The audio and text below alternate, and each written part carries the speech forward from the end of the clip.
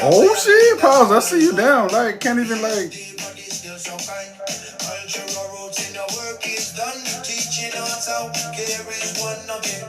I see you, pause. Thank you so much for being here. We are grabbing our daily heart me. I just turned it on. Thank you for the repost. Vibe Wellness Women, I see you. Welcome on in. Miss Kina, I see you. Welcome on in. We know the drill. We are grabbing our daily heart me and we are liking the live.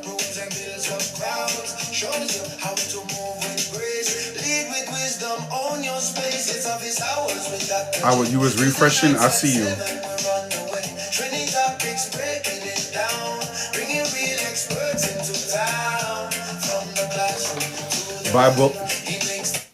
Vibe Wellness Women, you've been doing some great lives. I've thoroughly enjoyed the content that you've been sharing recently on your lives. I'm so glad I'm there. Dr. Lewis, I see you. Thank you so much for being here. Pals, I see you. Miss L, I see you. Welcome on in. We are grabbing our daily heart and we are liking the live. Once we get to 6K likes, we're going to go ahead and get started on my trending topic in healthcare. And then we're going to do my, the guests, our interview, and then we're going to wrap it up with some professor tips. Let me post it to my story. Give me one moment.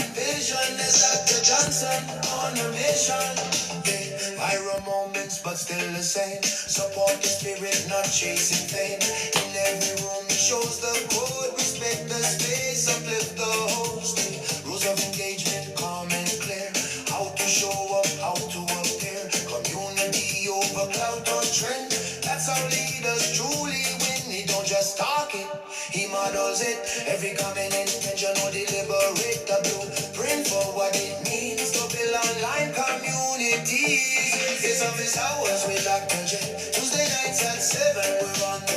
Okay, we good. Miss Kina, I see you. Thank you so much. Miss L, I see you. Thank you so much for sharing out the live. What comment did I miss? Did I miss anything? Dr. Lewis, I see you. Welcome on in. L made me the song. We're going to restart it. Dr. T, welcome on in. We are grabbing a daily heart me. We are liking the live and we are about to go ahead and get started on our trending topic in healthcare. Dr. T is another one who's been doing some great lives and she's been sharing some great content. So shout out to her, Dr. T. I was just saying that shout out to Vibe Wellness Women and also shout out to Dr. T. You guys, I've really been in your rooms and just enjoying myself, just receiving the it's good to be on the other side, not to always be the one sharing our resources and talking about stuff. So when I can go into other people's rooms and just be like, wow, okay, I learned something new.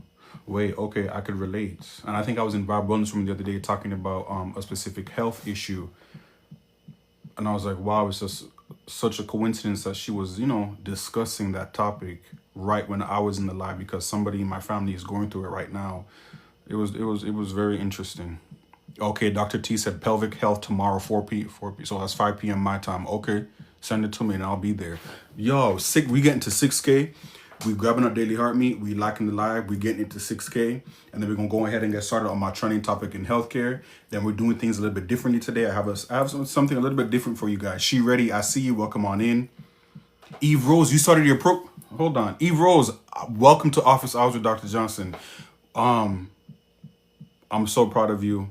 Please keep in touch with me if you have any questions, any concerns as you are going through your journey. You can send me a message, and I don't know if you have my email, but please keep in touch with me. I'm so proud that you started your journey today. That's amazing. You're gonna love it. Yeah, can we give Eve Rose a congratulations in the chat, please?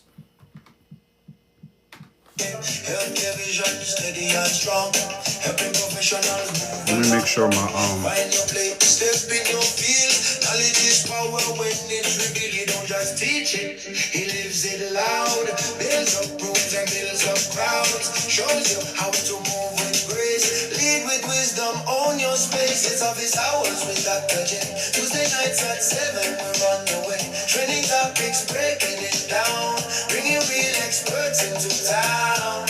From the classroom to the life, he makes the culture feel alive. Teaching truth with heart and vision. As Dr. Johnson on a mission. Viral moments, but still the same. Let me get my stuff ready. I'm getting my stuff ready. In every room, shows the code. Respect the space, uplift the host. Rules of engagement, calm and clear. How to show up, how to appear. Community trend. That's how leaders truly win. He don't just talk it, he models it. Every coming intentional deliberate the blueprint for Dr. K, I see you. Okay, welcome in, Sefakor. I see you. El Meek, I see you. Welcome on in. I see you. So everybody, we are grabbing our daily heart meat. We are liking the live. Once we get to 6K likes, we're going to go ahead and get started on our trending topic in healthcare. You know, we breeze through these trending topics. There's so much going on. There's so many different topics that we discuss in office hours with Dr. Johnson. So we're going to breeze through. Dr. Martha, I see you. Welcome on in. We're going to breeze through our trending topic in healthcare. Then we're going to, get into our guests, and then we're going to wrap it up with some professor tips. Okay, so we get into 6K likes. Once we get to 6K likes, we're gonna go ahead and get started. Greetings, Sefakor. I see you. Welcome on in. And like I was telling a couple of you guys today, office hours, trying something new today. So I'm trying to see how this is gonna come out. Okay, Dr. Martha. So I said it a couple minutes ago. Vibe Wellness Woman, Dr. T, and also Dr. Martha, who you guys see in the chat. Another great room who I enjoy to be in. I always enjoy to see others sharing information, sharing resources. And Dr. Martha P is another one who you go, even if it doesn't apply to you, you sit there and you just take in the knowledge. And I always like to call myself a lifelong learner, and that's important. Even if I got this doctorate degree, there's still so much more I could learn. And in life, I hope you guys can apply that to yourself too. Even if you got all these jobs or you got your degrees, just know that you could always be a lifelong learner, or it's always best to consider yourself a lifelong learner. I appreciate you, Dr. Martha. So shout out to Dr. Martha, shout out to Dr. T, and also shout out to Vibe Wellness Woman, who I don't know if Vibe Wellness Woman is here still, but Vibe Wellness Woman just defended her dissertation. Can we give a round of applause to Vibe Wellness Woman for defending her dissertation? We're about to call her Dr. Vibe Wellness Woman, okay? Coach Rhonda, I see you. Welcome on in. Exactly. Can we get a congratulations for Dr. Vibe Wellness Woman?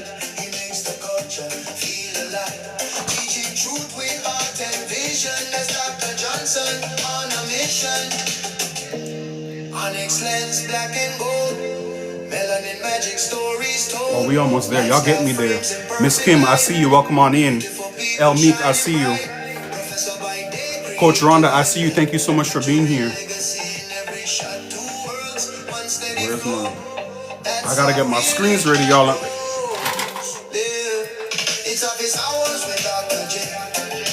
As you guys know, before we get started, a thumbs up or praying hands is me acknowledging you guys in the chat. I see you, Dr. Martha. Thank you so much for the cowboy thing.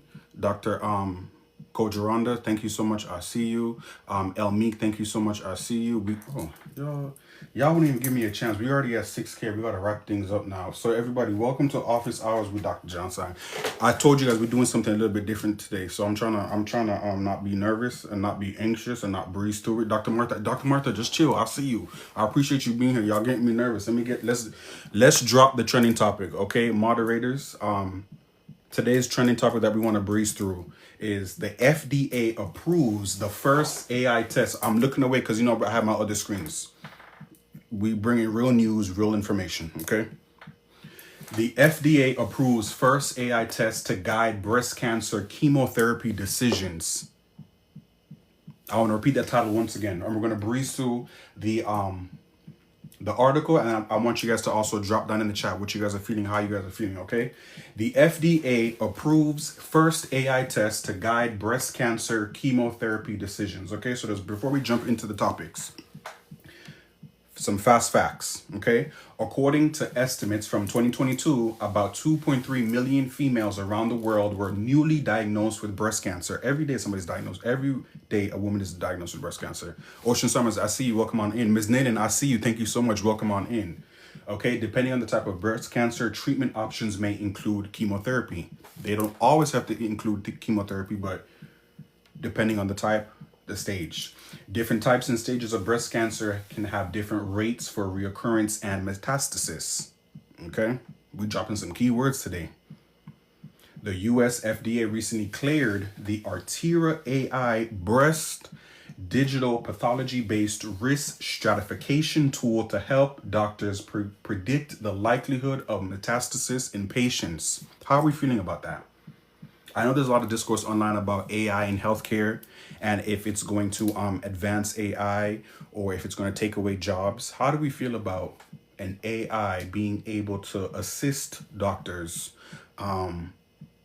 determine the stages of breast cancer when it comes to their female patients? How do we feel? Can you guys drop that in the chat? As I'm going through the comments, can we drop that in the chat? Right. Eve Rose, right. Is this a good thing? I'm not sure. I'm not sure either. So that's why I brought it to you guys today. I'm not sure. I'm not sure. Ocean Summers, I see you liking the live. Nayland, I see you liking the live. That's why we're here discussing it today. So there is currently no cure for breast cancer.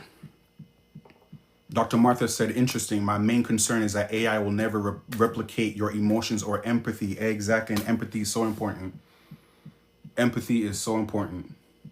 Emotions are so important, especially when it comes to cancer. And cancer is one of the number one, I can't even say that K word, the number one things that take us out are black and brown folks, the black women and Hispanic women, that the cancer be taking y'all out. So now we have to depend on AI, or now the FDA has approved AI to assist with determining how far your cancer has metastasized. You know, let's continue. So there's currently no cure for breast cancer. Depending on the type of breast cancer, treatment options may include chemotherapy, radiation, hormone therapy, specially targeted medications, and surgery. Okay. Additionally, different types of breast cancers have different rates for reoccurrence and metastasis, where the cancer spreads to another part of the body. Are we gonna depend on AI for this to help us with this? I don't know. Okay, so Artera AI. Okay, what does it do? Okay, Artera AI Breast aims to help doctors predict the likelihood of metastasis in patients with early stage breast cancer to help determine the intensity of their treatment. Dr. T, please connect with Dr. Martha. She's another great professional who you need to be connected with. Dr. T, please connect with Dr. Martha. Dr. Martha, please connect with Dr. T. By scanning a patient's pathology slides of the surgical resection tissue, the Artera AI Breast inputs the digitized images and some clinical variables into an AI model. This was just approved by the FDA. How do we feel about that? I didn't want to go to the rest of the article. How do we feel about that? Dr. Andre, welcome on in. We were just discussing my trending topic in healthcare. It was the FDA approves the first AI test to guide breast cancer chemotherapy decisions. I don't know how I feel about that. Miss Kina says she feel uneasy. Dr. Martha said, where's the empathy? Where's the emotions?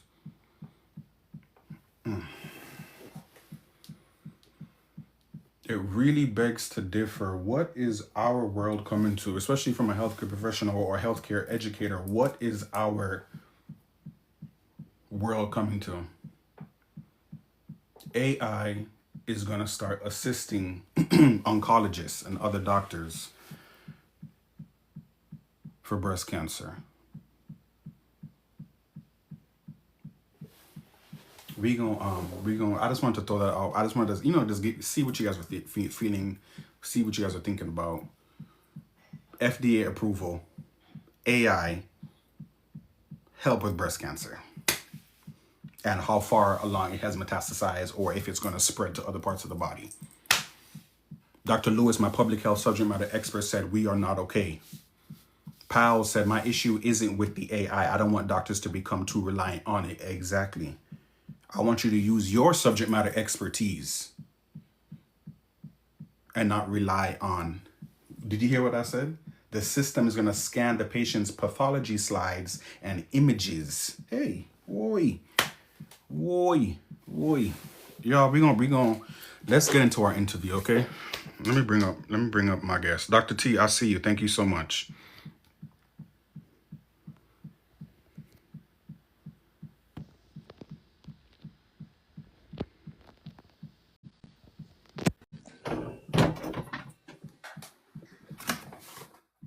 Oh, we doing this. Miss Sefakor, I see you. Miss Kina, I see you. Hey, Dr. J. Oh, hold on. Let me get my mic and my headphones ready. Oh, we doing this for real, for real. Oh, I'm excited. Hold on.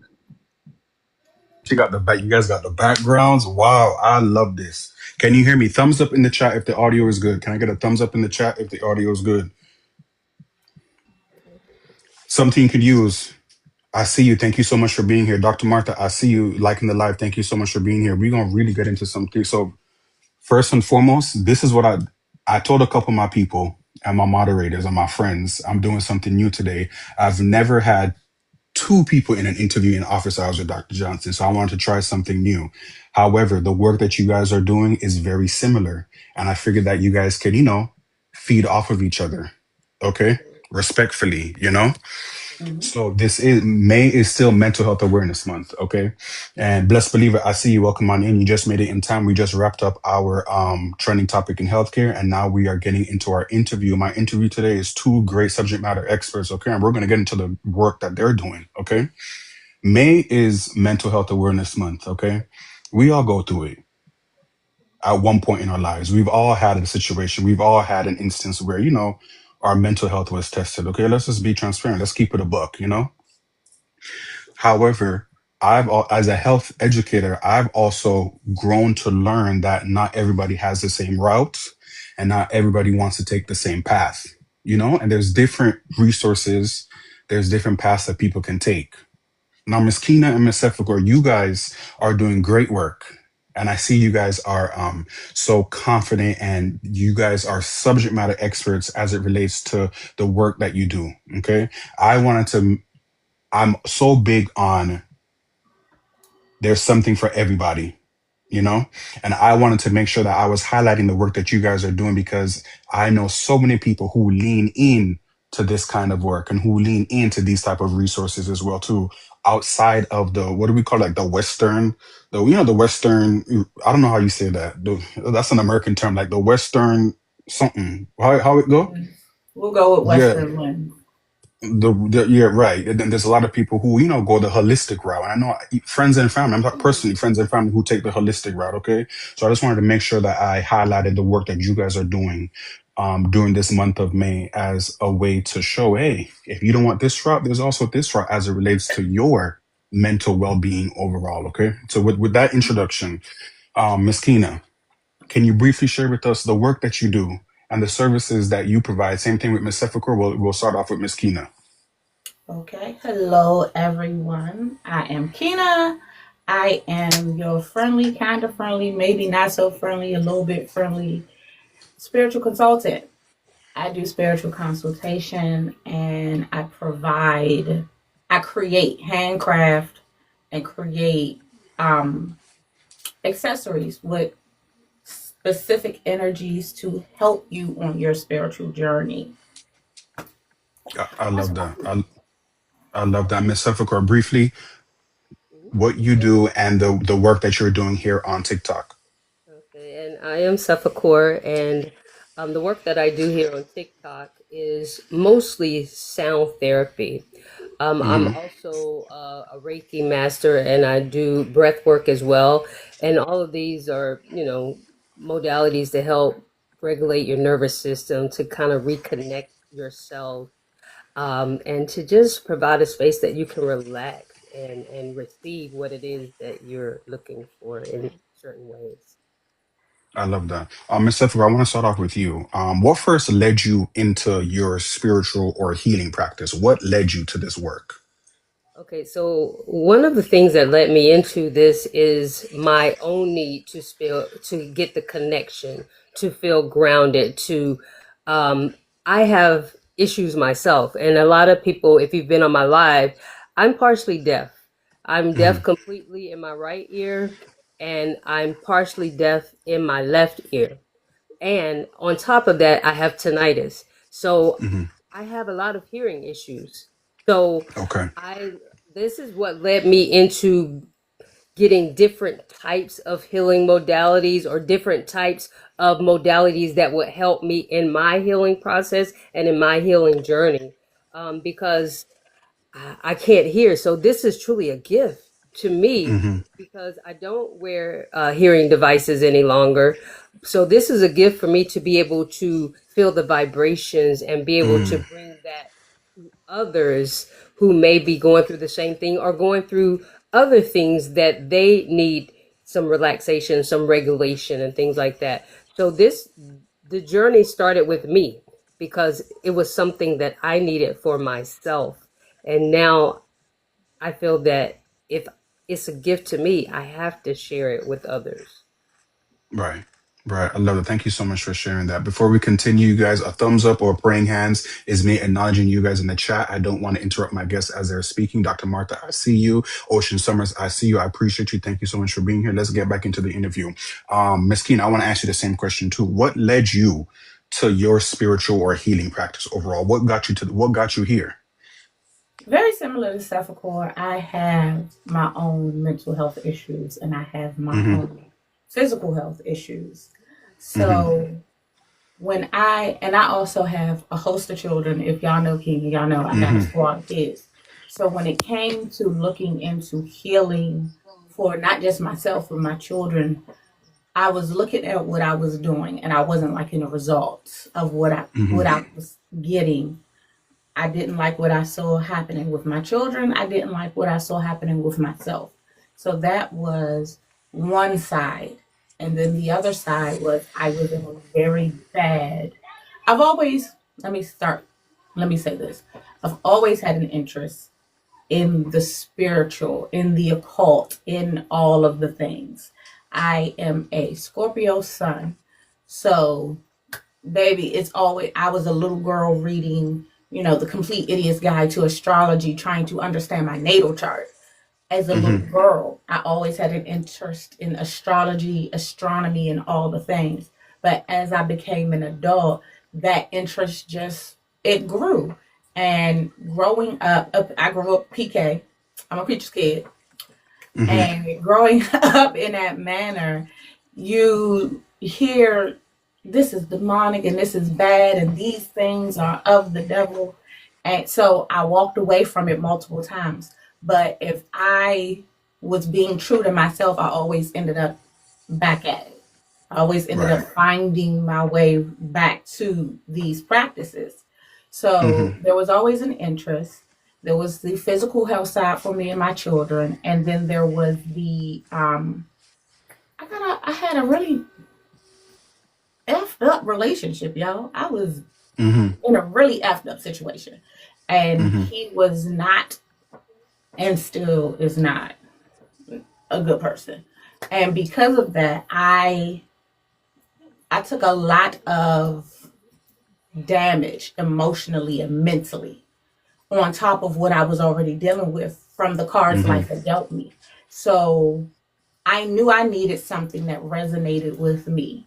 And that's where I Mm-hmm. got started. I just needed something that I felt like resonated with me and worked for me that wasn't, and no shade to the Christian folks out here, but that wasn't just praying to the invisible sky daddy and hoping everything would change. Mm-hmm. Um, because essentially that's where I was, and to be in a abusive relationship and trying to pray that this person's heart is changed. Like, don't get it twisted. I know how to. I'm a PK. I grew Mm-hmm. up in a church. I know how to pray them down with the best of them. Mm-hmm. So there wasn't a doubt in my capabilities as much as there was. Is there really someone listening to me? Because Mm-hmm. he isn't changing. And I'm praying for change here. And Mm-hmm. that is what got me to say, you know what? Something needs to change. So when I decided something needed to change, I looked at myself and I said, maybe it's not what you're doing, maybe it's not who you're praying for, but maybe it's you. And when I looked at me, I said, what do I feel like I need to do? And I ended up led right back to the Mm-hmm. spiritual practices that I had been looking into my whole life. So that's Right. that's where I got started.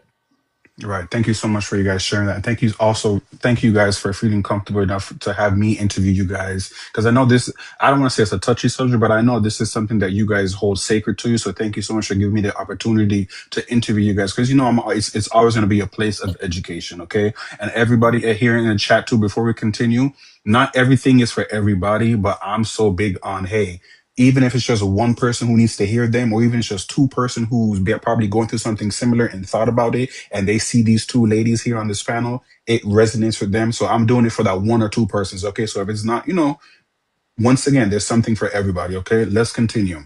Um, I like how you brought up the pre-K's kid, because I want to jump right into that. But what's the biggest misconception people have about the work that you do? Sefakor, we'll start with you. So the biggest misconception is what they think I believe. Okay? Mm-hmm. They don't think that I believe in a higher source or power. We all call it different things. Mm-hmm. Okay? Some of us call Okay. it God. Some of us call it Buddha. We all call it different things because we're all from all over the world. So Okay. sometimes people come on and they'll judge me because they see me playing the bowls and they'll say, oh, that's demonic, that's this, that's that. But you don't know me. You don't even know my heart. And then you Mm-hmm. come on and you judge me. Now, is that of a higher source if you're Mm-hmm. judging Okay. me already from the beginning? Mm-hmm. So I do believe that we all believe pretty much in the same thing. We just call it a different name. I travel all over the world and I see people, and I can't judge somebody because they believe something different than me. But what it all boils back down to is love. What it all boils back down to is love for me. That's what it all Mm-hmm. boils back down to. So in my space, it's a safe space. I say we don't judge in that space. We Right. don't judge because we all believe in a higher source or a higher being. We just call it a different name. And so people have that misconception that I don't have any belief in anything, but I do. Mm-hmm. And people just don't know that because they don't know me. Mm-hmm. Thank you for sharing that. Miss Kina, I want to hear from you. Once again, any biggest misconceptions people may have about the work that you do? Very similar to Sefakor again. It's Mm. what we believe in. I am an Isheshe Abarisha, first of all, so I practice the ATRs.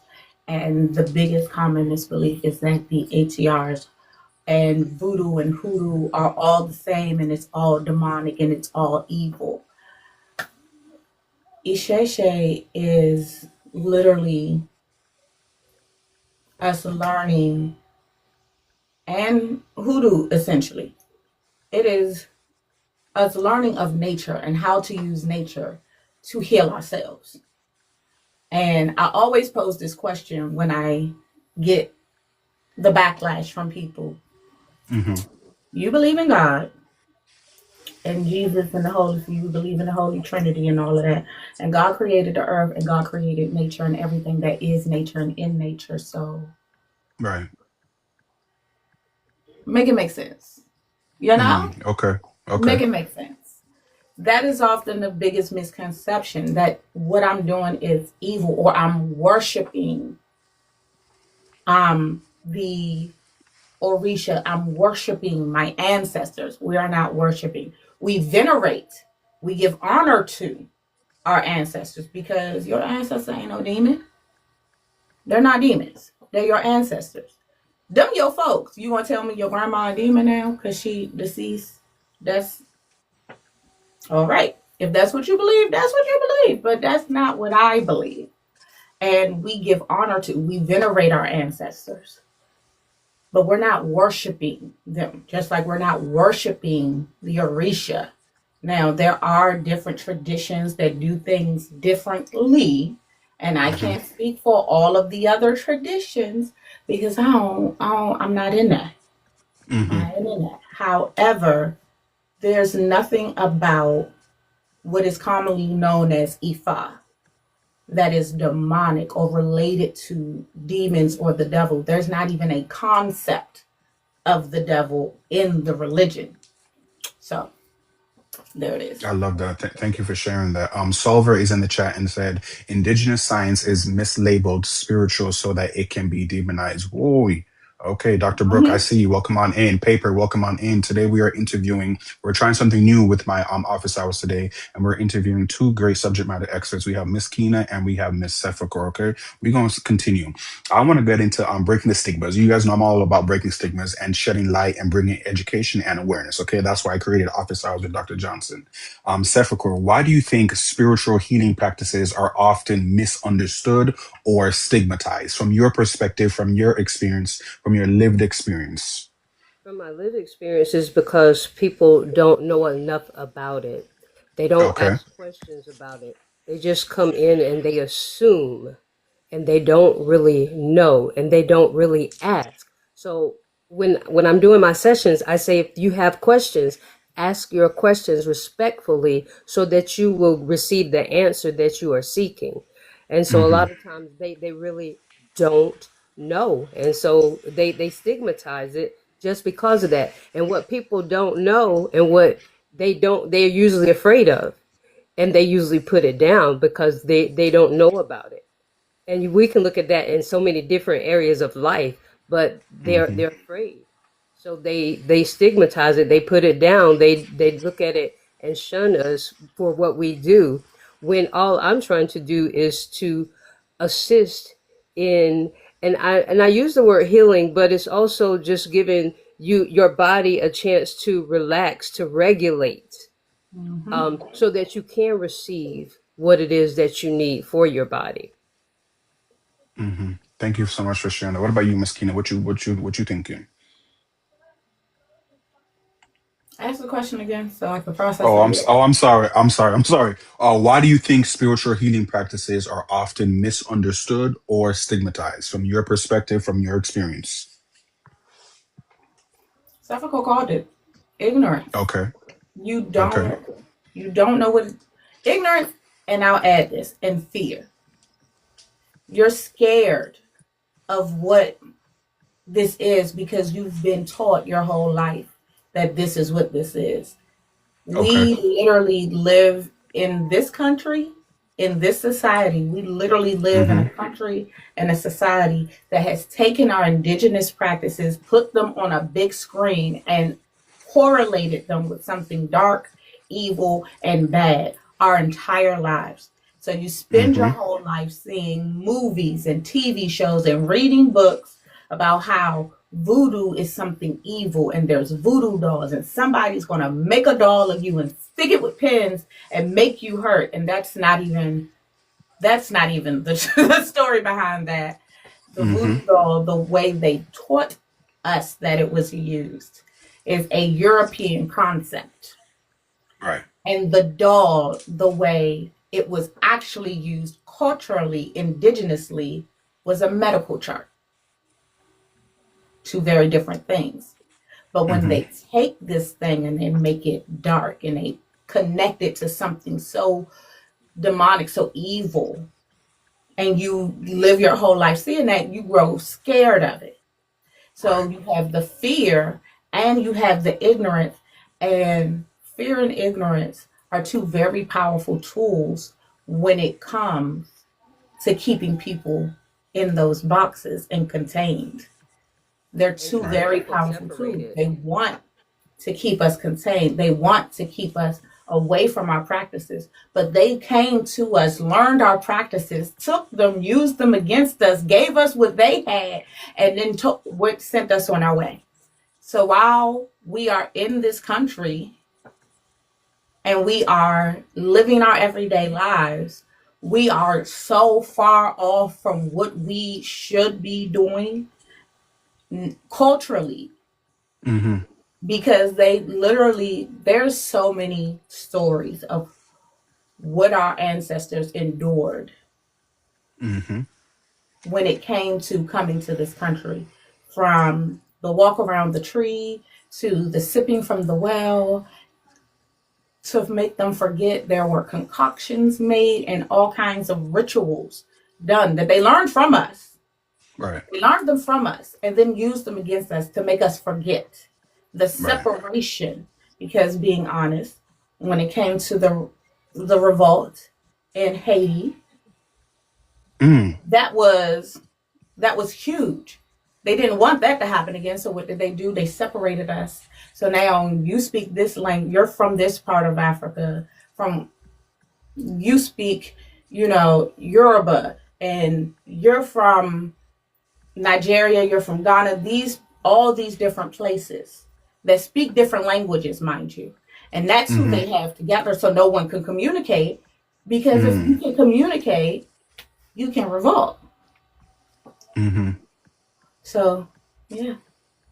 Mm-hmm. Thank you so much for sharing. I want to just acknowledge the chat a little bit. There's a couple of things in here.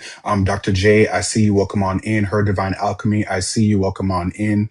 Um, I wanted to briefly read out loud a comment that Dr. Brooks said in the chat.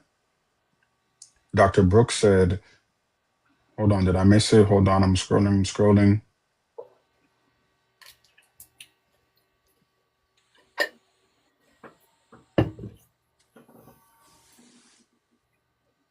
Where's Dr. Brooks coming? I'm trying to find what Dr. Brooks said. Give me a minute, y'all. Bear with me. She said they know if we knew our spiritual truths, we couldn't be controlled anymore. Yep, that's true. That's Yep. definitely true. We're gonna continue. For those of you who are just joining on in today, we are interviewing Miss Kina and Miss Sefakor. We're trying something new today in my office hours. We're doing a 2-for-1. Okay, I felt as though they had great information to share. Why not bring them and do it like a mini conference? Okay, so that's what we're doing today. Can I have 2 people drop subject matter expert stickers in the chat before we continue? Subject matter expert stickers in the chat before I continue, please. Divine permission to annihilate one's enemy is a game changer. Paper, I see you. Shayna, I see you. Thank you so much. I want to continue. What do people commonly confuse spirituality with? What would you say, Sefakor? What do you think people confuse spirituality with? I think they confuse spirituality with religion, Okay. because in fact they are two different things. Okay. Because religion sometimes I feel puts you in a box. You have to follow the doctrine of this, and this. And Okay. I feel for me, spirituality is more freeing for me. It's more for me connecting back to my roots. And I don't have to be in this box where I have to pray a certain way. I have to worship a certain way. I have to do this a certain way. I have to do it in this order. So Mm-hmm. I think the two, they confuse the two, religion and spirituality. And I think that's a big one for me. Okay. Um, Dr. T, I see you in the chat with the spirituality versus religion. Yes, it's definitely a big one. I want to continue. I want to, if I invited you guys here, so you guys know we're going to talk about some things. Okay. And we're going to really, discuss some things, respectfully. Okay. So I want to get into, the concept of voodoo. Okay. The majority of us here, we all black in the chat. And the majority of us, a lot of us are Caribbean, African descent, so we all know what that is. Okay. Why has voodoo been portrayed negatively in the mainstream media? Let's just start off lightly, okay? We just heard from Sefakor. Ms. Kina, I want to hear from you. Once again, why has voodoo been portrayed negatively in the mainstream? Keep in mind, you guys, I'm sitting in this chair learning just like you guys. This is something new well, I don't want to say something new to me because I'm from Jamaica. We got all of this going on, okay? I'm sitting in I'm sitting in this chair as a student too, okay? And like I told you guys, this is a learning moment for all of us. Respectfully, Miss Kina, why has voodoo been portrayed negatively in the mainstream media? You can take us through there, please. Because it works. Mm, Because it works. mm, Because it works. Because it's accurate. Because it's okay, powerful. Because okay. they know just how powerful it is. They know just how well it works. So Mm, we can't let them have this, because mm. you said I could take us there. Yes, you Because they're can. scared that if we have what we were taught, what we were supposed to have, when we have our indigenous practices, then we would flip the table. Mm, We would. Y'all okay. seen that meme of all of the CEO fat pig them looking people, and there's the Mm-hmm. us, and they're bent over and bent down, and Mm-hmm. they're literally a table. Mm-hmm. They scared we would stand up, Mm. because if we stood up, then they lose their power. If we, not only that, it's fear of retaliation. They scared of us. They scared of what we would do if we knew what we had the power to do. If we knew our true Mm. power, our true selves, and what we could really do, and we stood up and flipped the Mm-hmm. table, they're fearful.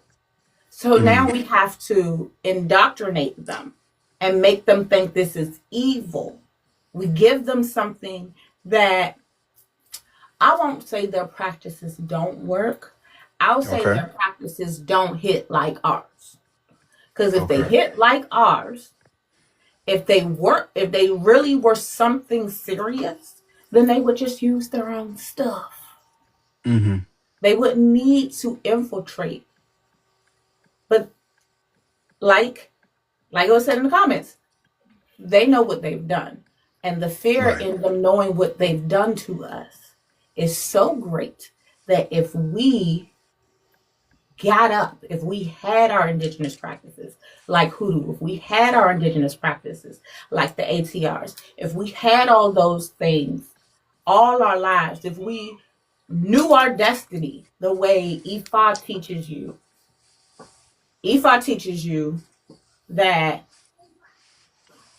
you learn your destiny, or rather your parents learn of your destiny partially, depending on how they get it done. I learned of things about this last baby I had through Mm-hmm. divination while I was pregnant. I know Mm. what his life is supposed to entail. I learned that while I was pregnant with him. Now, there's other divination that to do after he's born.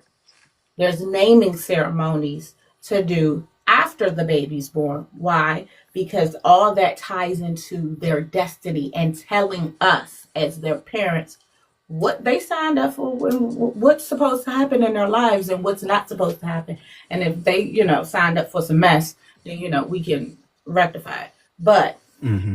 if we knew how to do that, if we had our names, not Michael, because that ain't our name, not Samantha, not Ashley, but our indigenous names.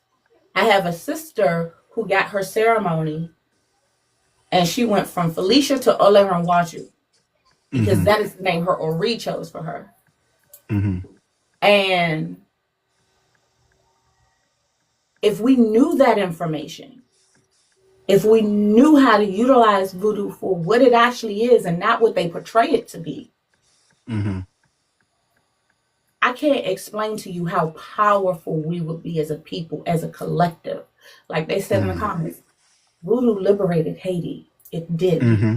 Them being able to communicate, being able to plan, being able to keep their indigenous tongue and their indigenous practices got them out of that situation. And they didn't want that to happen again.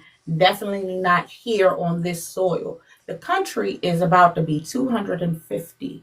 And the only Mm. reason they have monopolized the way they have is because they've done this. They've made voodoo evil, hoodoo evil. They've made Ifa evil. They've taken all our indigenous practices and taught us that they're evil and they're negative, they're dark, they're wrong, they're bad. Why? Because they're fearful that if we know what we can do, if we have our destiny and we know who we are for real, we know our names, we know what life is supposed to be for us, we would become too powerful and they would Mm-hmm. lose all the power they have.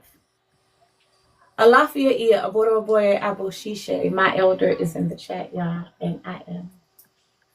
Yes. But that's why. Yeah. Thank you so much for sharing that. And we keep speaking about Haiti, but can we also give a shout out to Haiti? Yesterday was their Haitian Flag Day, okay? And coming Yes. from being Jamaican, okay, being from the Caribbean, coming here to the U.S., Haiti is not bigged up how much as it should be versus out in the Caribbean. A lot of people don't know, but Haiti was one of the first Caribbean countries to be a free country to be free people. Because of Haiti, it showed other Caribbean countries, hey, we can be free like them. So if you know a Haitian, you big up a Haitian too. Because if it wasn't for them, we who knows where we would be? The others in those Caribbean countries. Okay, so shout out to Haiti. And yesterday was their Haitian Flag Day. Dr. Candace Brooklyn said they stripped us of our power and used the emotion of fear to keep us disconnected. Okay. Okay. We wouldn't import our humanity from them if we had our own point of reference. Okay. Okay. I see you guys in the chat today. I see you. Miss Sefakor, I have a question for you. Can someone be religious and still practice spiritual healing modalities like Reiki or meditation? I will say yes, because I know Okay. people that do. Okay. And some people ask me, is it okay if I believe in this, that I still do this? And I say yes, because the healing modalities that we use are for relaxation. They're for balance. They're to put your body's natural, to help your body's natural ability to heal. Mm-hmm. The sound that I do, it puts you in a state that allows you to be able to receive and to regulate your nervous system. Okay. So I will say yes, it can be that. Some people may disagree, but I say yes because I know people that do both. I know people that Mm-hmm. do both. Now the problem is when people start judging you for doing both. Oh, you shouldn't be straddling the fence, or you shouldn't be doing this. But holistic healing and Reiki and sound, they are complements of like regular medicine, right? Okay. They Mm-hmm. complement it. It's not something to take over, but it's to complement what we have been given. And when I say medicine, there are a lot of herbal medicines that are out there that are healing medicines.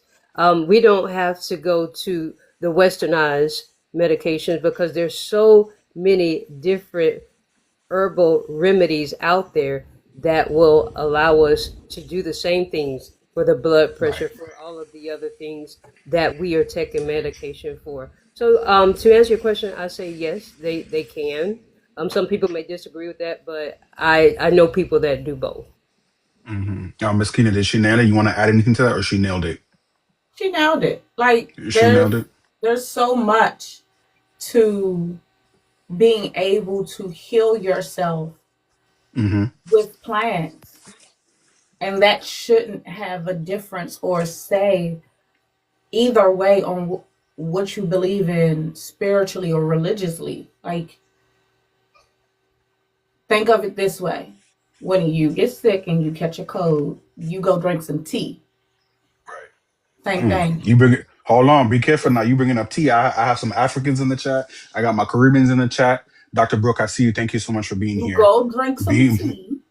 tea for everything. If you have a headache, you drink Everything. tea. There's a tea. There's a tea for everything.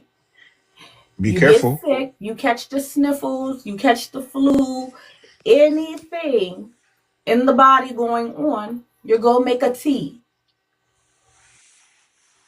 It is the same thing, just we're including other things. We're maybe Mm-hmm. not taking blood pressure medication in a Western medication form. We're not taking blood pressure pills, but we're using cinnamon, Hibiscus. hibiscus. We may not, Sir, sorry to cut you off. Cersei, soursop. Yes, yes, all of those. I just, so for those of y'all who know, I just had a baby. Mm-hmm. He's almost a month old. I hemorrhaged after I gave birth. Mm-hmm. I got hit with a very severe case of postpartum anemia. I'm Mm-hmm. anemic without being when I'm not pregnant anyway, but this was Okay. a very severe case.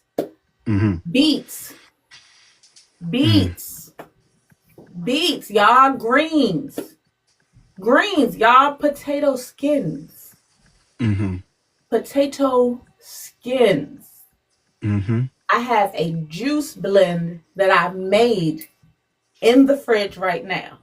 That's beets and cranberry and pomegranate and a few other things. Drink a cup every day. When I went to the WIC appointment, my son was about 2 weeks old, Okay. I was no longer anemic. Yeah. It's a, it's a juice. Right. It's a tea. Right. It's some plant matter steeped in water, hot or cold, depending on the plant. Mm-hmm. Mm-hmm. It's some plant matter, put in a bowl and lit up even. Mm-hmm. It's some plant matter turned into an oil, into a wax, into a something. All kinds of plant matter that grows outside. It's nature being used to heal. So, Right. yeah. Right. I love it. Thank you so much for sharing that. Now I wanna stay on you, Miss Kina. How do you respectfully navigate conversations with people who believe spiritual practices conflict with their faith? Before you answer that, I just want to give my chat a shout out to everybody in the chat. We're well, I know that I wouldn't expect nothing less, but I love how we are being so respectful and we're all here in the chat today being students. Okay, so I just want to shout you guys in the chat, for coming into the space today with no bias, no judgment, and just listening to some new information that we may not be too privy to. So a shout out to you guys in the chat too. But Miss Kina, I'll repeat the question for you. How do you respectfully navigate conversations with people who believes your spiritual practices conflict with their faith? How do I respectfully navigate them? Hmm. Depends on how respectful they are. Um, Okay. Okay. I I have been in the space of teacher for a long time. Okay. Um, so there's just the naturalness to it for me at this point. I am not just mommy, I am big sister, big cousin. So I've always had to be in a space of learning how to teach without offending. And it's just a natural, I know you don't Hmm. understand because Hmm. I'm also very mindful of myself and when I didn't understand. Hmm. And that tends to keep me in alignment. I know you don't understand. I know Right. you think this. I know you think that. I know you grew up in these understandings. So you Hmm. don't have these understandings. So that helps me communicate what I need to communicate with ease. It's also the other person's temperament because Kina's True. Kina. Okay. So as long as Hmm. you're respectful, I'm respectful. Now, once you get a little weird, I'm gonna show you how weird Kina can be. Hmm. Hmm. And respect may go out the window and it may turn into something else. But I am very mindful of how I speak to people because I'm a 90s baby. You grow up with treat others how you want to be treated, but I'm Right. also an Isheshe Aberishis. So I want to walk in my Iwa Pele. I want to walk in my good character. I want Right. to make my Ori proud, my Egon Hmm. proud. And to do that means that I don't need to do anything. I don't need I don't need to do anything that might have them look at me like, now, because, my great grandma or somebody might pull up on me like, now, you ain't need to talk to her like that. Hmm. And then I feel bad because, all right, I'll apologize. Hmm. I'll apologize. But yeah, it's Hmm. it's me being mindful of myself largely because I remember Right. what it was like to be in that position and to not know or to not understand. And through that, I'm able to communicate to others what needs to be understood. Right. Right. Something you can use in the chat said unlearning and relearning is a journey. It definitely is. And that can be applied to anything. Woo-wee. For you to unlearn and relearn something again. Thank you for sharing that. That could be applied to anything. Sefakor, I want to come over to you. How can people educate themselves respectfully about African and Caribbean spiritual systems from your perspective? Well, from my perspective, I feel like they can, first of all, ask someone who knows more about it than themselves. A lot Okay. of times we want to look to chat We want to look to other sources, but go straight to the actual source. Go straight to the actual source. People who are actually practicing in these areas, people who are actually doing the work in these areas. Go and respectfully, I mean, we don't bite. I mean, and like I said, I always say ask questions. If you don't know something, ask, and it'll be explained to you so that you can understand it better. Now, I can't change your opinion. I'm not trying to change your religion or anything like that. I'm just trying to educate you on what it is that we do and how it can help you, Right.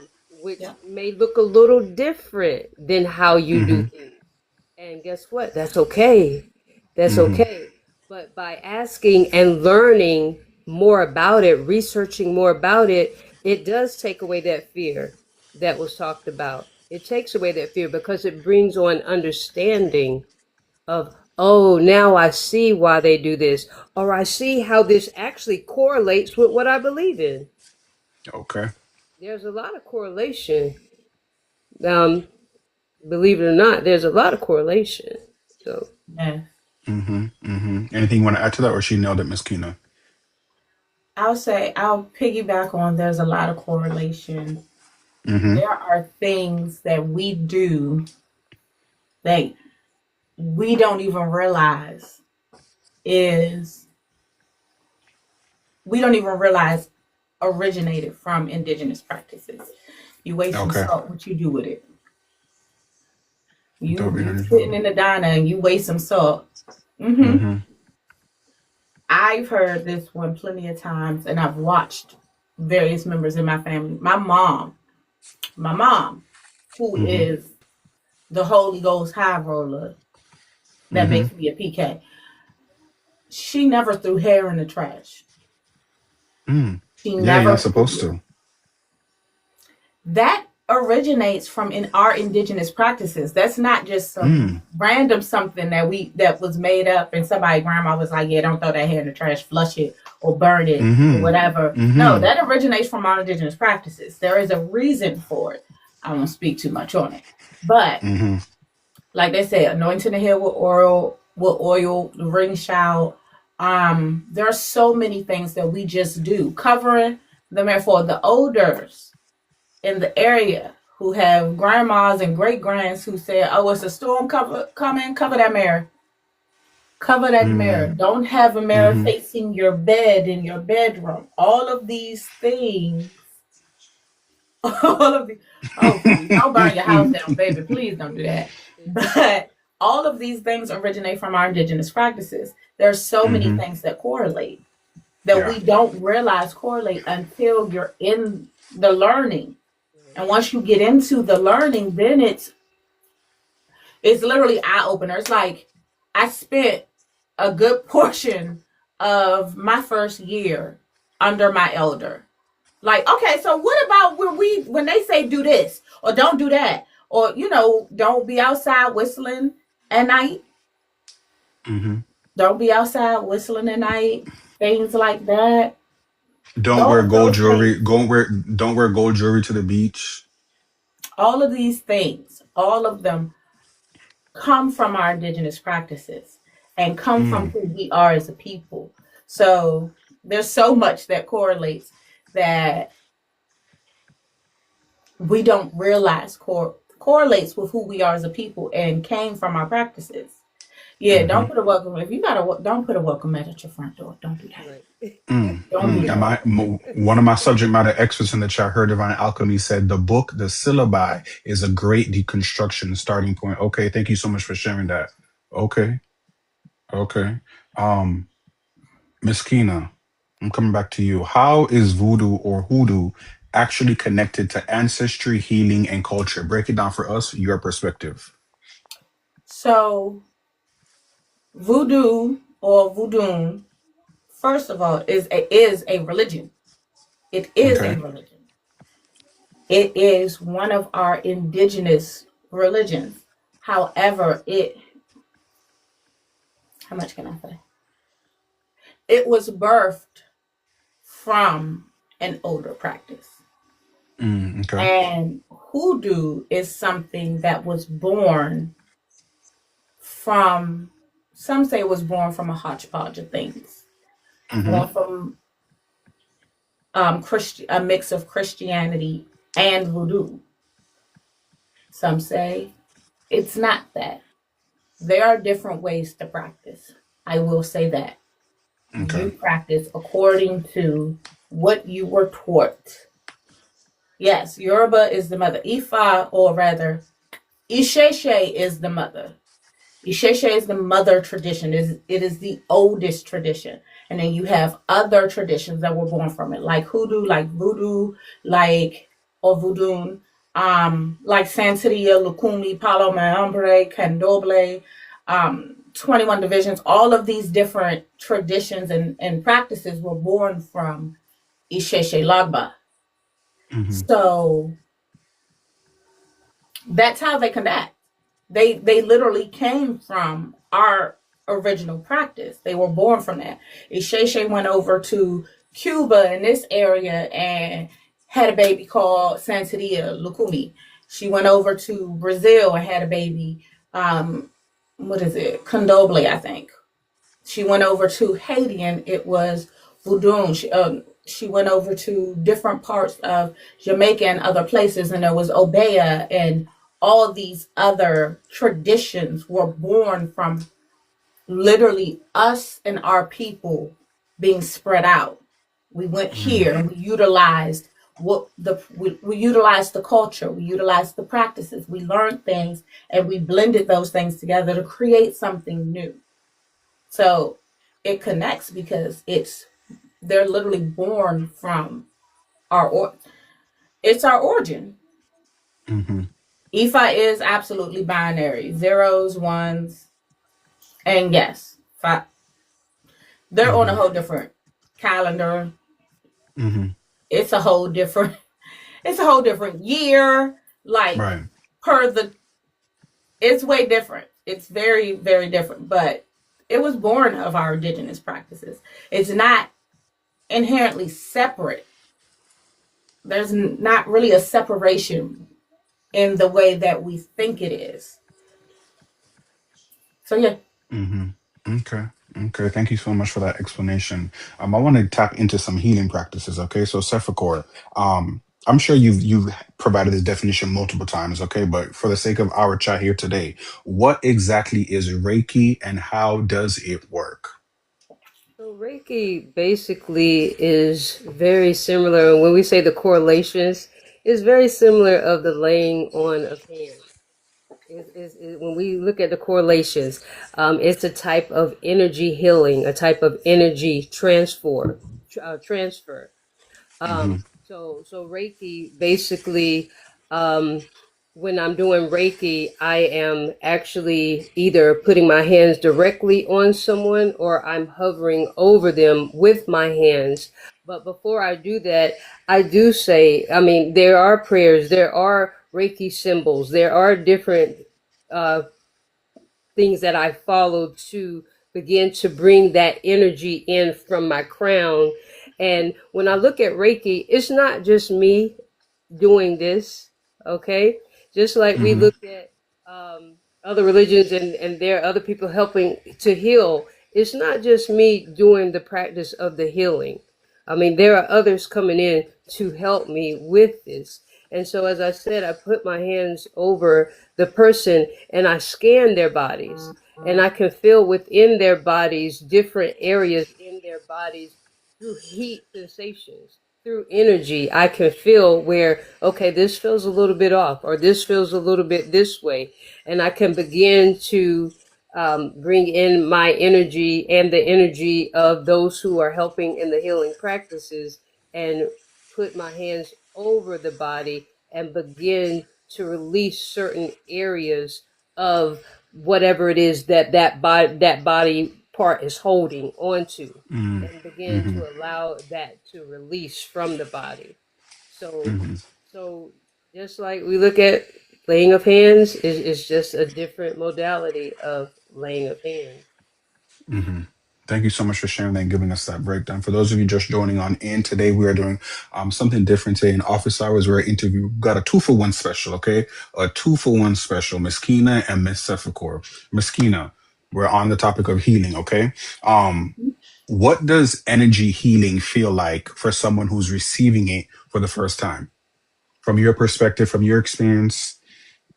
So I'll go from my experience receiving and giving because I too am a Reiki master teacher. Mm-hmm. And what I've experienced in giving, oftentimes people feel sleepy. Mm. They get really sleepy.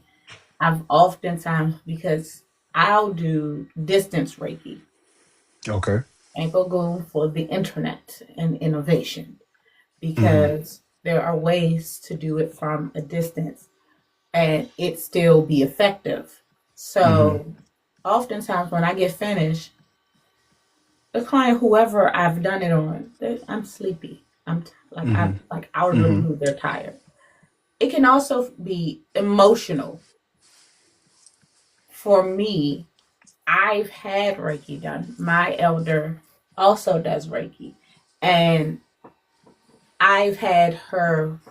Not, I don't want to say I've had her, but she's done Reiki on me Okay. during times where I was anxious and I could not figure out why I was so anxious. The energy is just buzzing, and I'm like, I don't know what's going on. I can't get Mm-hmm. it to go. I done went out in the side. I done put my feet in the grass. I done walked around. I done took my deep breaths, and I called my elder, and I'm like, I don't know what's happening. And she does Reiki, and I calm down, and I can literally feel the anxious energy roll off me. There's other times that she's done Reiki and I boo hoo cried. Mm-hmm. Boo hoo tears, like it unlocks whatever needs to be unlocked and it helps you heal because crying Mm-hmm. is healing. Crying is getting Mm-hmm. it out. We don't need to be holding in the tears and I'm gonna be okay. No, no, cry, Mm-hmm. boo, cry and get it out.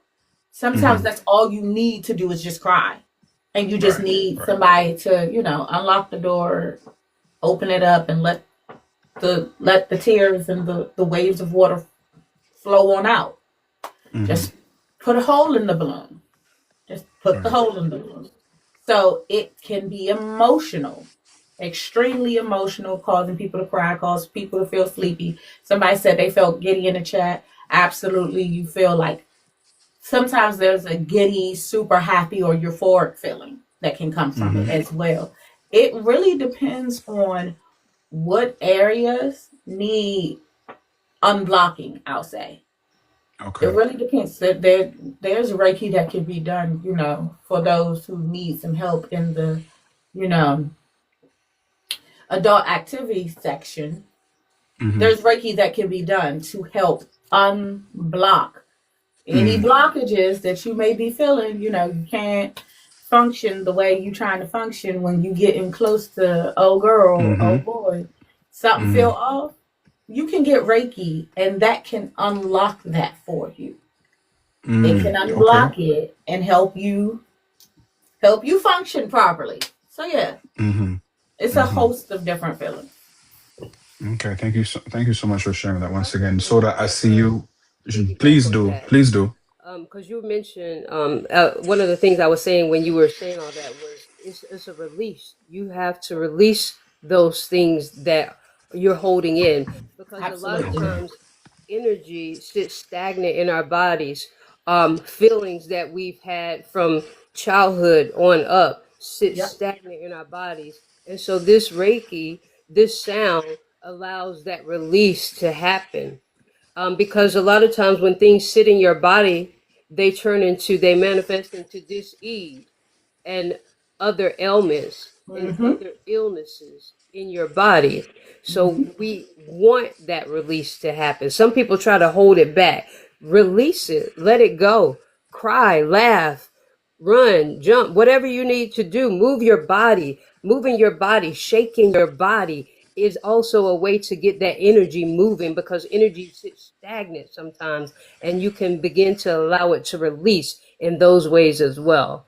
So just Hmm. release that. Some people want to hold it back. They don't want to cry in front of certain cry. Do what you need to do, because you don't want that sitting in you to formulate Right. into something else later down the road. Right. Right. Thank you so much for sharing that. Sefakor, I want to stay on you. Um, how do you respond to criticism that energy healing lacks the scientific proof? Well, I think that's still understudied, because energy healing is in the forefront right now in Mm-hmm. studying. And um, the main thing that I say is try it. And when you try it, did you get a release? Did you feel better once you tried it as well? Because it's not all about the scientific backing. It's all about, did it work? When you did it work? Scientifically or not, it does work when you see it. I know there are Mm-hmm. studies and that are backing up this now, and they are in the works of backing this up, and they are still in the works. But these modalities do work. When you come into my, and I'm just going to ask you, doctor, when you come into my sound baths, how do you feel? How do you Just feel? at peace. Not because you on here. I've said it to you before, but I feel at peace. I feel at ease. And there's certain bowls that will project certain sounds, and I could actually feel them in different parts of my bodies. And it's so crazy how I can just feel that and not be in the same room as you and hear the different sound and it respond differently. Either I hear it in my ear, sometimes it's in my neck, sometimes the pressure is up here. So it's very interesting how the healing um can work from sound bath, which we're gonna get into what is a sound bath. But I like that segue what you just did. I like that. Okay. I told you guys I'm a student today. I am the student today. So speaking of that, Miss Sefakor, let's say we don't know, but what is a sound bath and how can it help someone? So basically, with a sound bath is me using different different instruments, and these Mm-hmm. different instruments come in at different frequencies. um, and we call these and they connect to different energy centers within your body that we call chakras. Some may pronounce it a little bit different, but those chakras are associated with different parts of your body. Mm-hmm. The root, the solar plexus, the different parts of your body, from the very bottom of your body to the very top of your body. We have energy centers, because everything is energy. Everything is energy. And so that connection there with the different frequencies that are coming from the different bowls connect to different parts of your body. And that's where you started saying, I begin to feel it. I feel it in different parts of my body. And sometimes when I'm playing these different instruments, you feel like, ah, that is such a release. That feels Mm-hmm. so good. But then sometimes when I'm playing certain things, you're like, oh, that just feels off to me. That's where Mm-hmm. you're out of alignment. So just like we tune instruments, we need to also tune our bodies, because our True. bodies too get out of alignment. And so I use these different instruments as ways to actually tune our bodies, just as I hold this tuning fork, this fork right here. If I play this tuning fork for you, you will feel this in your body from the vibration of it, the frequency of it. You will feel it in certain parts of your body. And what will happen is your body will begin to relax. Your body will begin to just, your nervous system will just regulate, and you will Mm-hmm. begin to just feel at ease. Similar to all the stuff that you explained, your body will begin to react to the sound. Mm-hmm.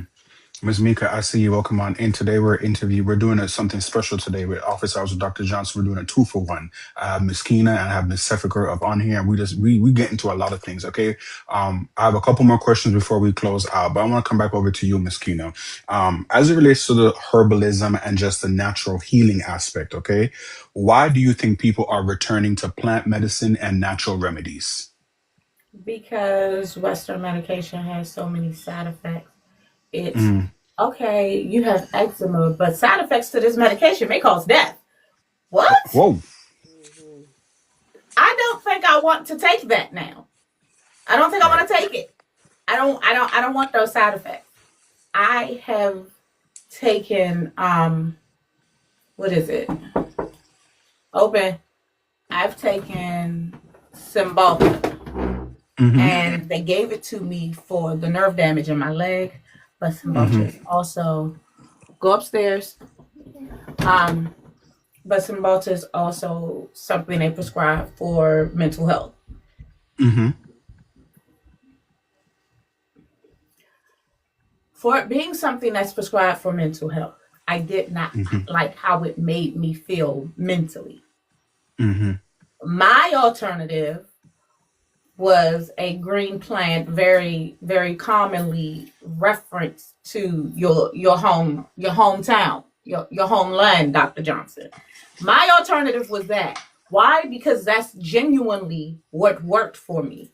Not because, oh, I want to do this and be in the fields, but because now I can silence and I can think straight. And now all of the stuff that was yelling in my head has now calmed down, and I can Mm-hmm. focus on what I'm trying to get done. And when I tell you I'm zoned in, I'm tapped in, and I'm working, I have not done the things because I just had the baby. But Right.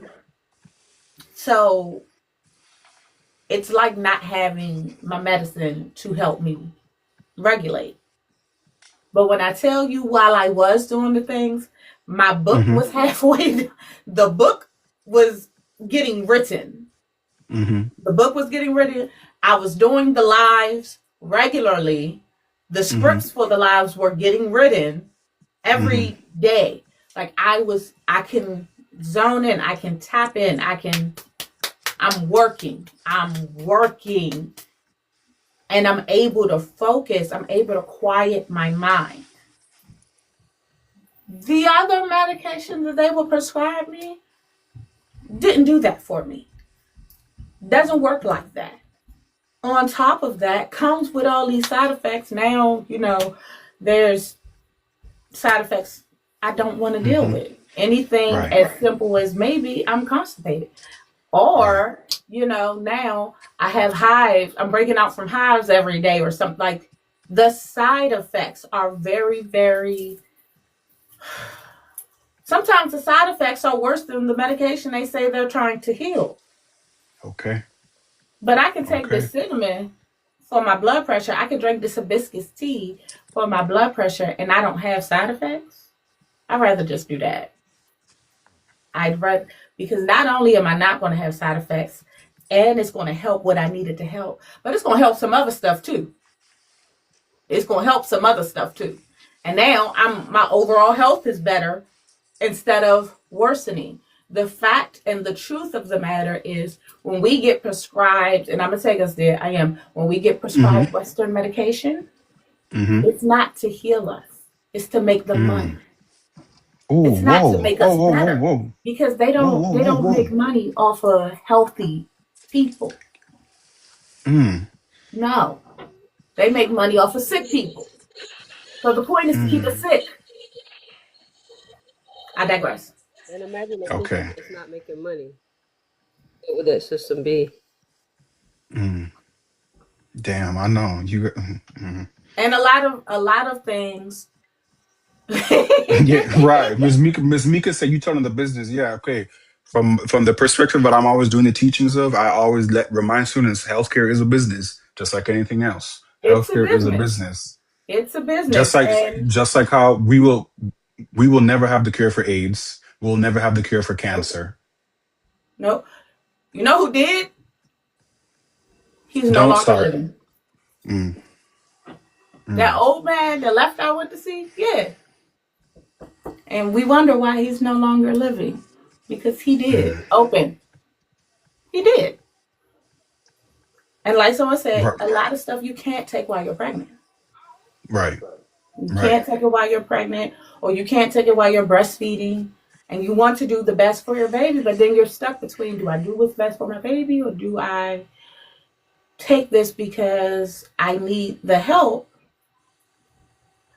I have seen firsthand from a Mm-hmm. variation of people who just decided that they were dealing with nausea. I had hypermesis. Really, Mm-hmm. really rough trying to stay healthy during pregnancy with hypermesis. Mm-hmm. You can't keep anything, you can't even keep water down. You need something that's going to help settle you. That very same green substance in the very beginning, I utilized because that's the only way I was going to be able to eat, to drink, to get Mm-hmm. nutrients in my body. That's the only, nothing else was working. Mm-hmm. Not the Zofran, nothing. Nothing else was working. Mm-hmm. I utilized that and had an appetite good enough that I could eat food, that I wasn't earling every 5 or 15. I wasn't up checking every 5 or 15. And I didn't have negative side effects. That little boy came out 8 pounds and 3 ounces. And they were concerned that he was going to be over 9. So Mm-hmm. there weren't side effects. Oh, his APGAR scores were 7 and 8. He's still to this very moment very, very alert. No issues. I didn't do it the whole time. I did stop at a certain point. But that is what I utilized to help me because that's what I needed to help me. And that's what Mm-hmm. worked. Western medication comes with side effects and it doesn't always work.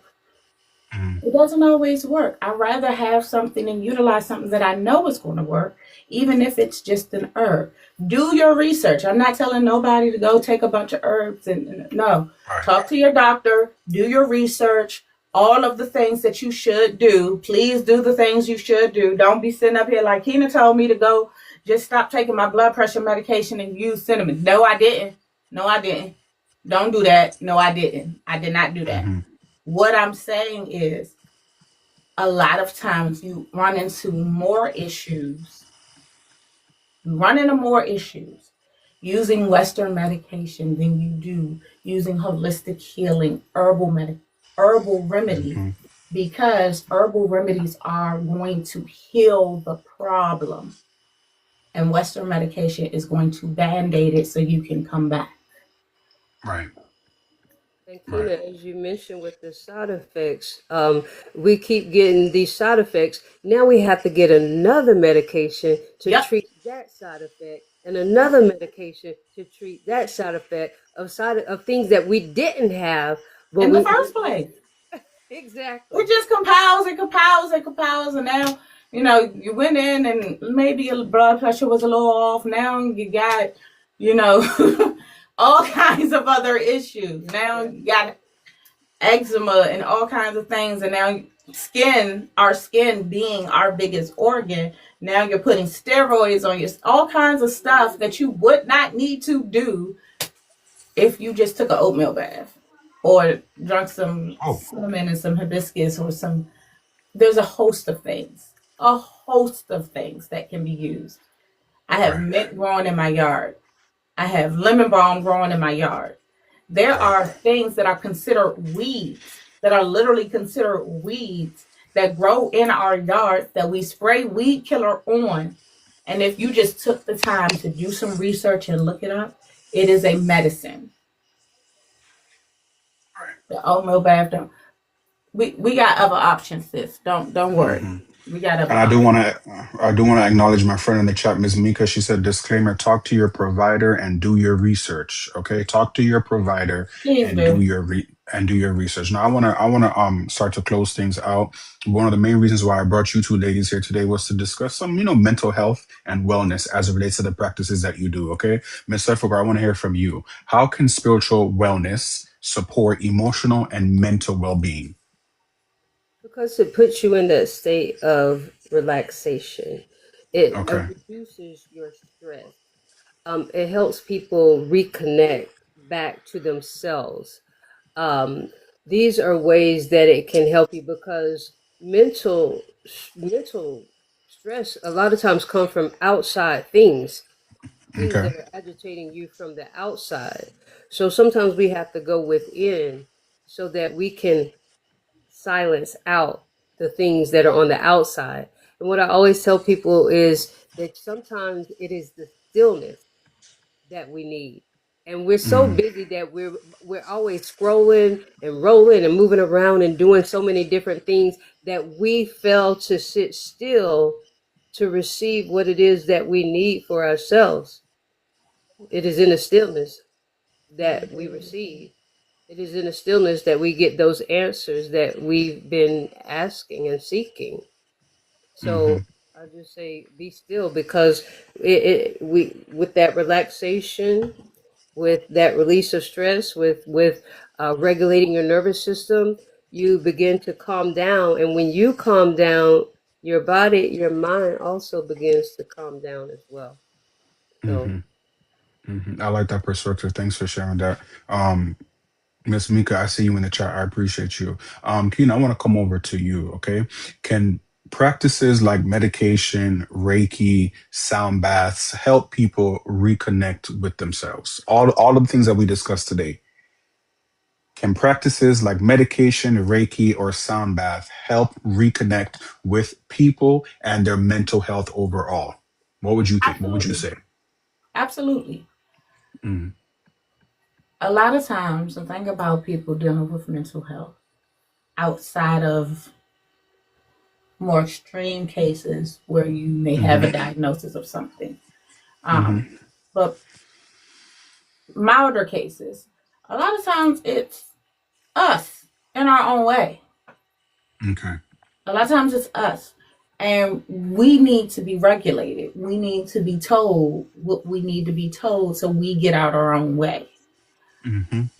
Whether it's meditation, whether it's a sound bath, whether it's Reiki healing, whether it's spiritual consultation, regardless of what form it is, it's there to assist. One practice that I always have for myself is I don't just do spiritual work for myself. Mm-hmm. I also go to therapy. I'm in Okay. therapy. Yeah, I know. Okay. They go hand in hand. They, Okay. they, they go together real bad. Okay. You need to do that. For anybody asking, Right. you need to do therapy. Go talk to the lady. Go talk to the man. Go sit on that couch, lay across that chase, and say what needs to be said. In addition to that, come talk to this lady too. Mm-hmm. Because what we end up having happen is a stressor over, and Mika is the lady. Mika the Mm-hmm. lady. She one lady. Go talk to that lady, then you can come talk to me. And then you can go to Mm-hmm. Sefakor and get some sound healing. And honestly, that will heal you on so many different levels that will help Mm-hmm. you feel so much better because you went and talked to the lady on the couch and you got you got a this world approach to how to handle your issues. But then every I said what I said. But then everybody, just about everybody in here is skin folk at the very Mm-hmm. minimum. And Mm-hmm. because of that, we all have the ability to then come talk to this. Hi, hi y'all, hi y'all. I'm on Mm-hmm. maternity leave, so give me till June. Mm-hmm. But hey y'all, come talk to me because Mm-hmm. then we can take the spiritual side, right? And we can say, okay, this may be an issue, that may be an issue. You may need to do this sort of work. You may need to give this offering. You may need to not even give an offering. It may just be that your ancestors just want you to recognize that they've been the ones helping you, Right. guiding you. Listen to them. They might just want you to listen. Just say, Mm-hmm. hey, you ain't been to great grandma, grandmama, whoever's gravesite in 15 years. Go over there. Right. That might be the solving of your problem, literally. But you won't know that because you ain't got a lady who can get that answer for you. Mm-hmm.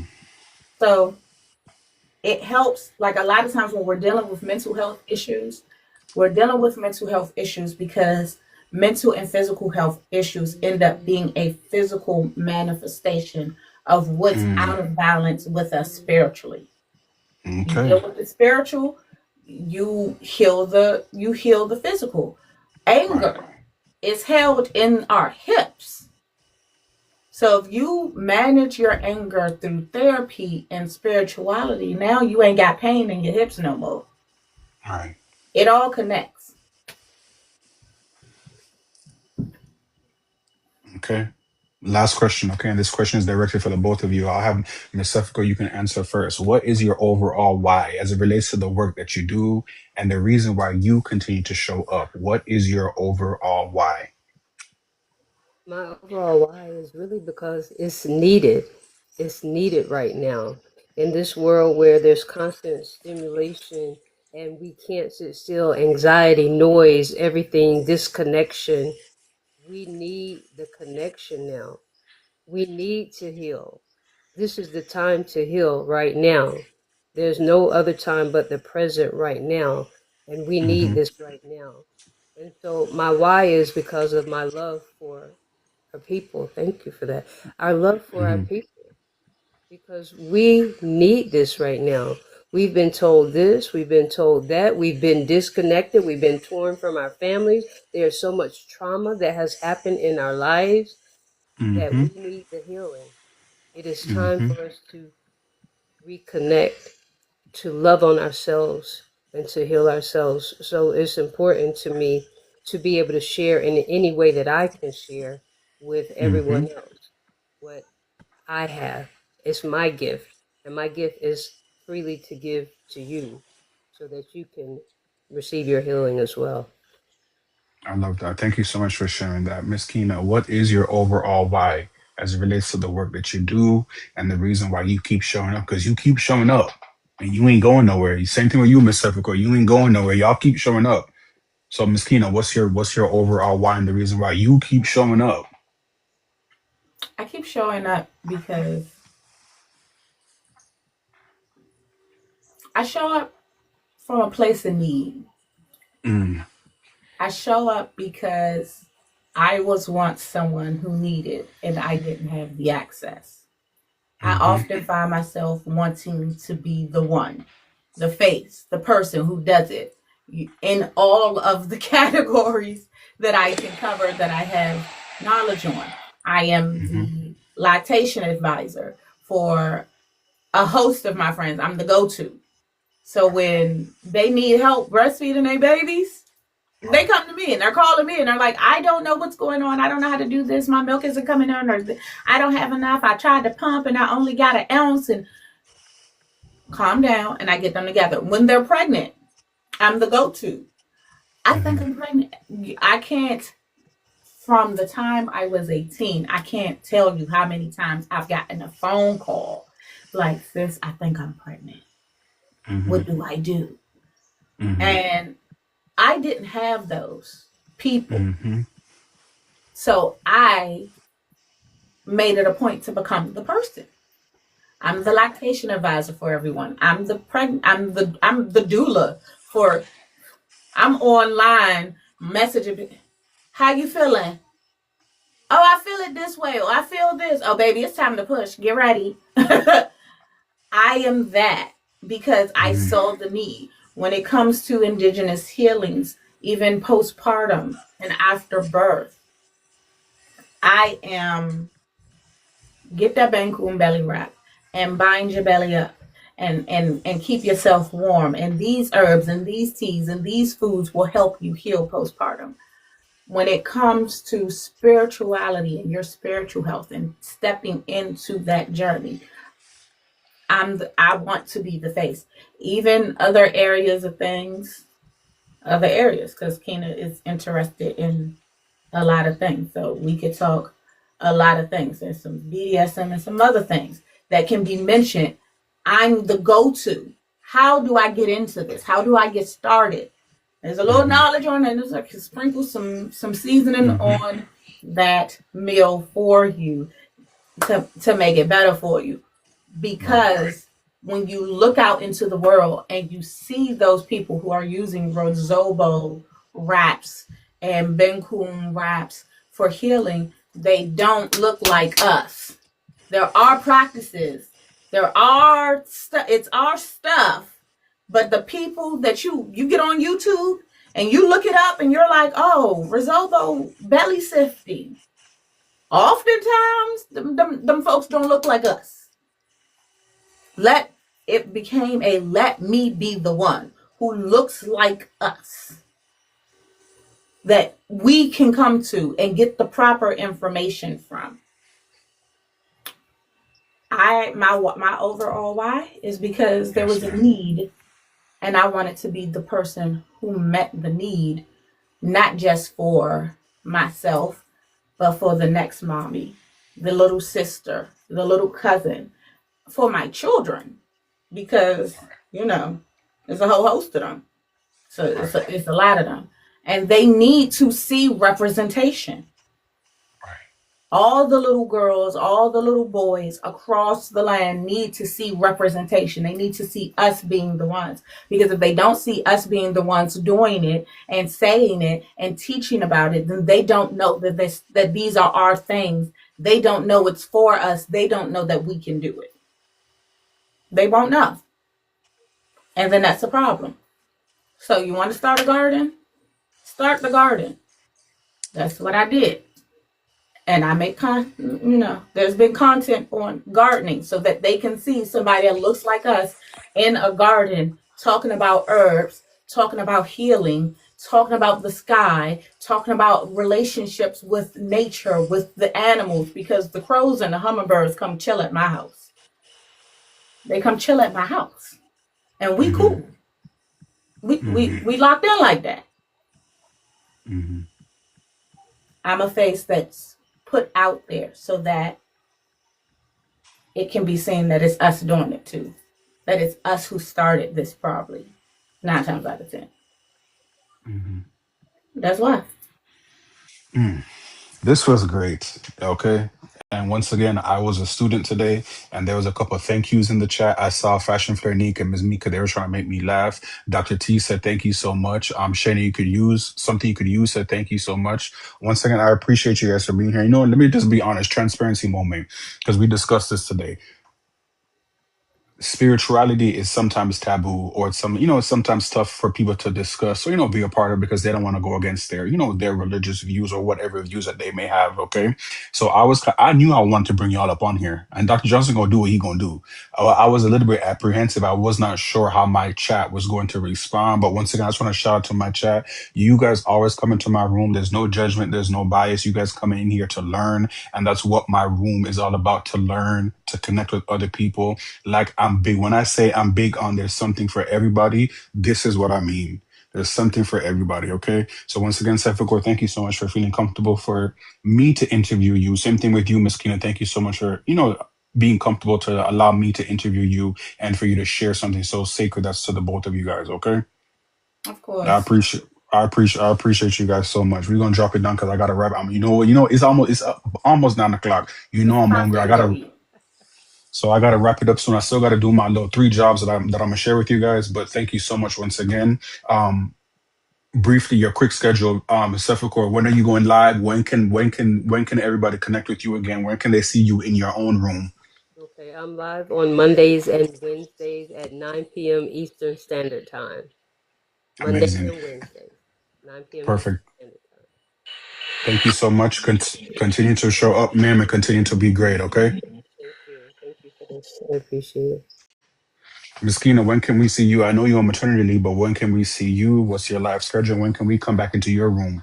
Coach Chantel, I see you. Thank you so much. Ms. Mika, yes, real hungry. Yeah, you need to go eat. I'll be back in June. I'll be back sometime in June. I will be working on the schedule because it's going to change. A lot of stuff is in the works right now, and I'm shifting because it's time to shift. It's time to That's do all something right. different. So It's definitely time to schedule is in the shift. works. Schedule is in the works, but I will be back in June, July at the latest, going live, and Um, look on my page because Okay. I will be posting some content here, and I will probably start out with just posting some content because Good. I have a few think pieces that I need to work through, and Mm-hmm. y'all gonna come on the ride with me. Mm-hmm. Mm-hmm. Okay. I like your think pieces too. Ma'am, continue to show up, continue to be great. Okay, Miss Kina? Absolutely. Thank you, Dr. Johnson. No problem. Oh yeah, my sis on the way back. Pivot time. Y'all know I love a good pivot. We always have to pivot. Oh, this was good. Miss Mika said Dr. Johnson from the bus on the plate. I smell. Guess the steam. I smell the steam coming into where whatever they got going on out there. I smell it. Let's wrap this up real quick. Okay. Is she still here? Um, Miss L Meek. Let's go ahead with the first professor tip. I can't remember which one it was, but Professor Tip. So, Professor Tip, we're gonna wrap it up. We did our trending topic in healthcare.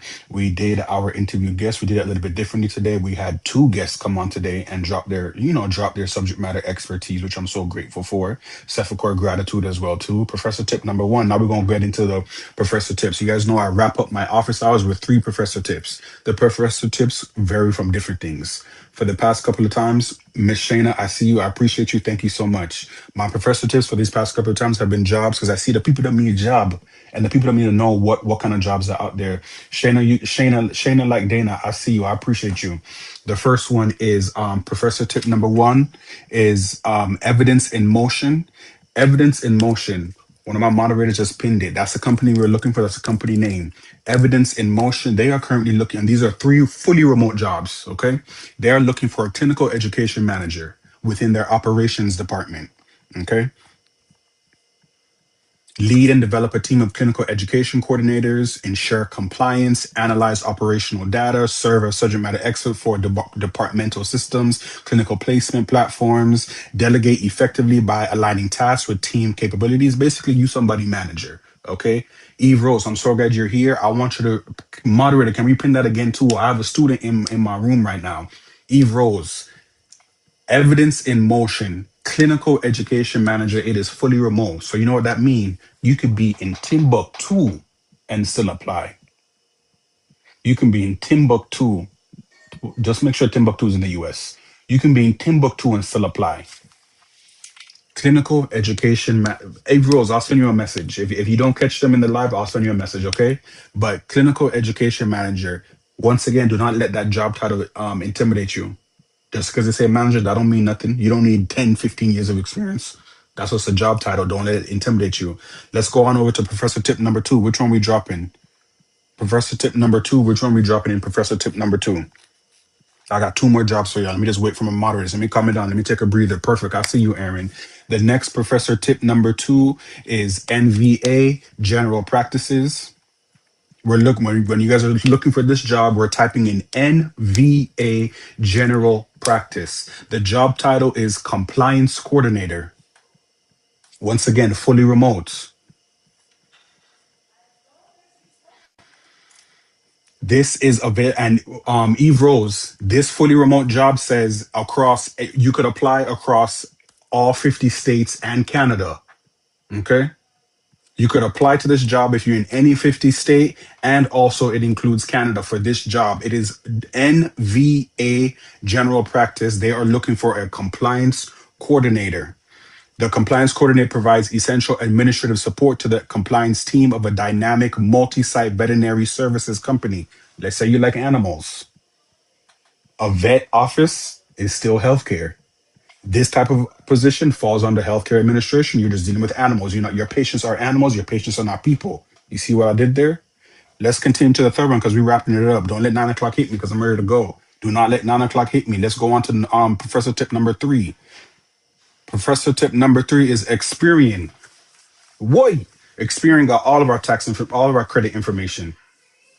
Experian got all of our credit information. Well, Experian, they just posted this job 4 hours ago. They are looking for an executive assistant. The salary for this position is 63,000 starting to 110. Obviously, you go to the interview, they see your experience, they will determine, your range and you counter offer and you know how that works. But the salary range for this position is 63,000 to 110,000. Okay? We are looking for an executive assistant to provide administrative support to executives within our Experian Marketing Services business unit. What you'll be doing, book travel arrangements, taking meeting minutes, help ensure executive is on time to important meetings, plan events, including team building and offsite events, work with other executive assistants and to provide backup for other management managers, and also assist with the department on new hire setup, equipment, ordering, onboarding, office supplies. Okay. That was at Experian. That job is fully. I just provided you guys three fully remote jobs. Habisha, I didn't even realize you were in here, Habisha. Thank you so much for stopping by and thank you so much. I don't know when you came in. I just saw your name pop up, Habisha. Thank you so much for being here. Miss Minka said, wait, let me go see what it's talking about. Oh, exactly. Do they need a therapist on staff? Because Mika, check out Experian.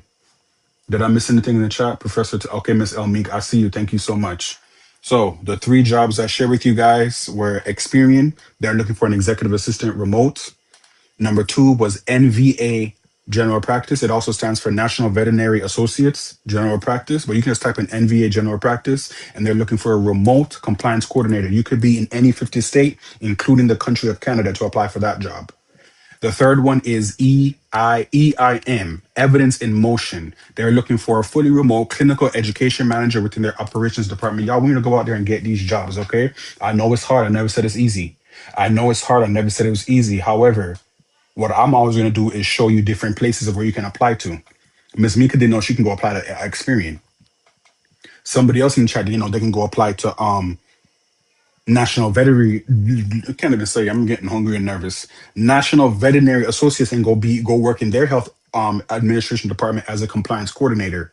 You see what I'm talking about? In my videos, I'm always telling you guys it's about the job titles and where you guys are searching for these jobs. Play with these job titles and play with these companies. Y'all apply to these jobs. Damn, we all need jobs. Okay. Executive assistant with Experian, compliance coordinator with NVA General Practice, and clinical education manager within their operations department for Evidence in Motion. Okay, let's get these jobs.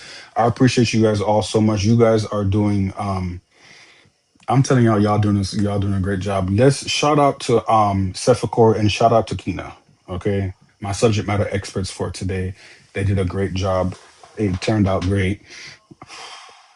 I'm hungry. I'm tired. I got a lot going on this week, but we still doing it. Something you could use. You just saw something you can apply to at EIM. Thank you so much for sharing that. I don't know if Eve Rose is still in the chat. You're so welcome. Thank you for hosting this live. Habisha, I appreciate you. Thank you so much for being here.